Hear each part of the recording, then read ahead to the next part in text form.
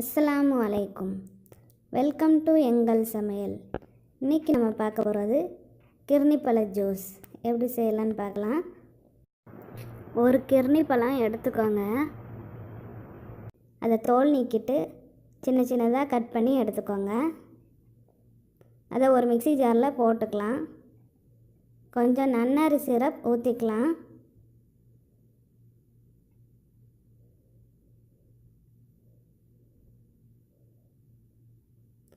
கொஞ்சமாக நம்ம sugar add பண்ணிக்கலாம். ஏற்கனவே நன்னாரி சிரப்லையும் கிர்னி பழத்தையும் இனிப்பு இருக்கிறதுனால நம்ம கொஞ்சமாக ஆட் பண்ணிக்கலாம்.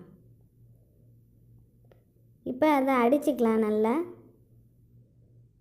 அடித்ததுக்கப்புறம் 2 டேபிள் ஸ்பூன் தயிர் சேர்த்துக்கலாம். அதில் அப்புறம் கொஞ்சம் பால் சேர்த்துக்கலாம். பால் சேர்த்துட்டு அதையும் நல்லா மிக்சியில் அடிச்சுக்கலாம்.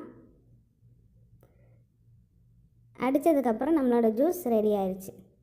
இந்த ரெசிபி உங்களுக்கு பிடிச்சிருந்துச்சுன்னா கமெண்ட் பண்ணுங்கள், லைக் பண்ணுங்கள், ஷேர் பண்ணுங்கள். மறக்காமல் எங்கள் சேனலுக்கு சப்ஸ்கிரைப் பண்ணுங்கள். தேங்க்ஸ் ஃபார் வாட்சிங்.